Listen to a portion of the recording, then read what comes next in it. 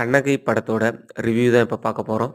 So படம் வந்து ஏதாச்சும் அமேசான் ஓடிடி இந்த மாரி எதுலயாச்சும் வந்திருக்கும். ஸோ படத்தோட ரிவ்யூ எப்படி இருக்கு அப்படின்னு பார்த்தீங்கன்னா, ஒன் டைம் வாட்சபிள் தான். கொஞ்சம் கஷ்டப்பட்டு கூட பார்க்கலாம். கொஞ்சம் கஷ்டப்பட்டு பார்க்குற மாரி தான் இருக்கும். ரொம்ப கொஞ்சம் அப்போ பெண்கள பத்தி தான் இருக்கும் படம் ஃபுல்லாவே. ஸோ படத்தோட ஆரம்பத்தில 4 பெண்களோட கதைன்ற மாரி காட்டிட்டு, கிளைமேக்ஸ் முன்னாடி என்ன பண்ணுவாங்க அப்படின்னு பார்த்தா, இது ஃபுல்லாவே ஒரு புக்ல எழுதுன மாரி காட்டிட்டு, இது ஒரு பொண்ணோட கதை தான் அப்படின்ற மாரி முடிப்பாங்க.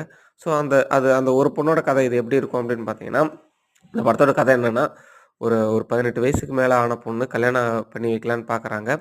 அம் ஏதோ கடைசியா யாரோ ஒரு பையனுக்கு கல்யாணம் பண்ணி வைக்கிறாங்க. அந்த பையன் வந்து டிவோர்ஸ் பண்ணிட்டு போறான்.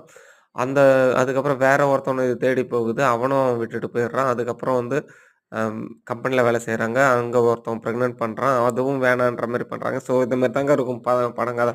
ஒரு மொக்க கதை தான். படம் பார்க்குறவங்க பாருங்க. அம்